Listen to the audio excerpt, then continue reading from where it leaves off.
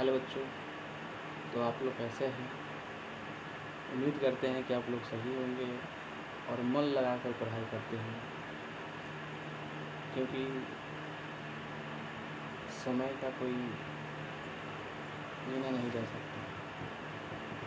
समय का घड़ी रुकता नहीं,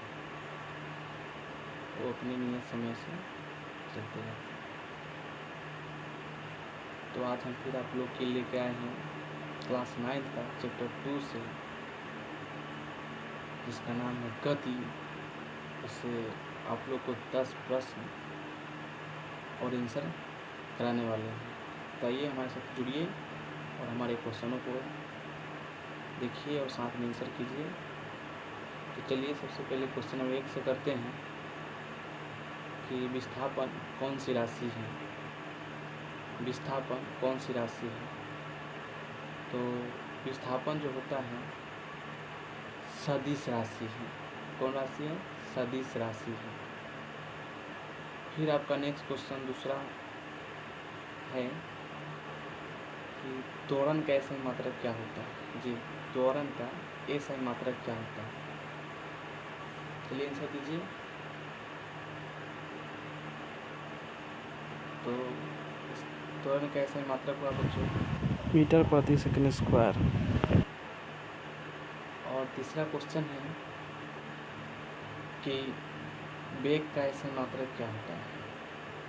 सही सुनिए, वेग का सही मात्रक क्या होता है। चलिए जल्दी से आंसर कीजिए। मीटर प्रति सेकंड होता है। फिर आपका है चौथा क्वेश्चन है कि दूरी कौन सी राशि है। जी हाँ, दूरी कौन सी राशि है। चलिए कमेंट कीजिए, जल्दी से कमेंट कीजिए, दीजिए आंसर दीजिए। तो दूरी हुआ एक अदिश राशि है। दूरी जो है एक अदिश राशि है। ऑडोमीटर क्या मापता है? बताइए, आंसर बताइए। ऑडोमीटर क्या नापता है? तो वो बच्चों, ऑडोमीटर जो होता है वो दूरी मापता है। क्या मापता है?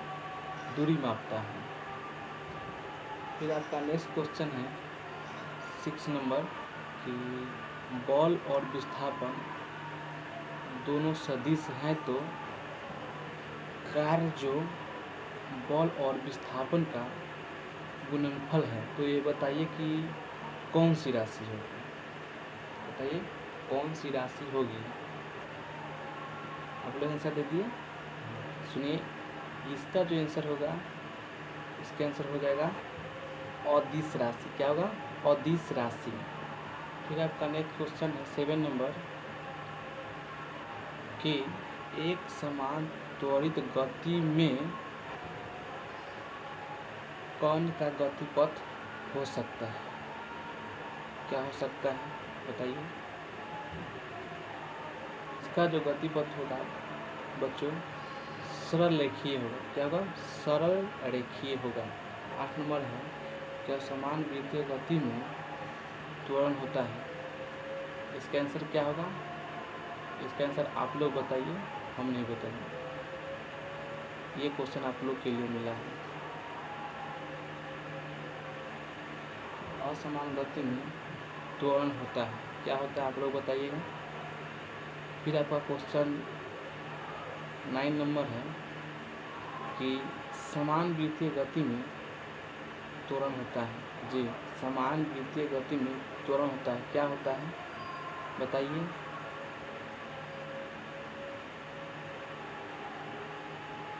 तो समान वृत्तीय गति में जो होगा वेग के लंबवत होगा। क्या होगा? वेग के लंबवत होगा। वेग के लंबवत। फिर आपका क्वेश्चन 10 है कि असमान चाल में वेग होगा। असमान चाल में वेग होगा। क्या होगा बताइए। असमान चाल में वेग क्या होगा। तो इसका आंसर हो जाएगा कि तय की गई दूरी और समय अंतराल के अनुपात होगा। क्या होगा? तय की गई दूरी और समय अंतराल के अनुपात होगा। 2-3 क्वेश्चन आप लोग के लिए दे रहे हैं, आप लोग आंसर का कमेंट कीजिएगा। तो आप लोग के लिए है क्वेश्चन नंबर 1 है कि औसत वेग बराबर क्या होता है। जी हाँ, स्वचाल बताएं औसत वेग बराबर क्या होता है। और फिर आपका दूसरा क्वेश्चन है आप लोग के लिए कि विस्थापन दर को क्या कहा जाता है। विस्थापन दर को क्या कहा जाता है। और एक चीज़ बताइए कि सदिश का मान ऋणात्मक या धनात्मक होता है। सदिश का मान ऋणात्मक या धनात्मक होता है। और एक क्वेश्चन और है कि क्या वृत्तीय गति में गति का दिशा बदलता है या नहीं। वृत्तीय गति में गति का दिशा बदलता है कि नहीं। तो आप लोग इन क्वेश्चनों को पढ़ के और लिख के इनके आंसर करके और हमें कमेंट कीजिए। आप लोग मन लगा के पढ़िए और डेली क्लास आप लोग को मिल रहा है और संडे को संडे ऑब्जेक्टिव कराएंगे। संडे को संडे सिर्फ आप लोग के लिए ऑब्जेक्टिव क्लास चलेगा और ज़्यादा नहीं, पूरे क्वेश्चन के निचोड़ कर और मात्र 10 क्वेश्चन आप लोग के लिए है। इसी 10 क्वेश्चन को आप रट लेते हैं, याद कर लेते हैं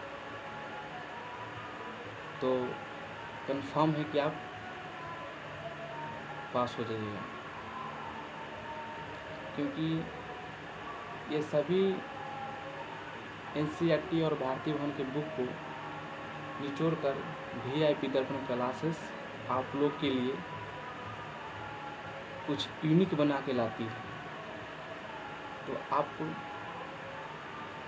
इस ऑब्जेक्टिव क्वेश्चन को याद कीजिए, ध्यान दीजिए ताकि क्वेश्चन में तो बना सकें। Thank you.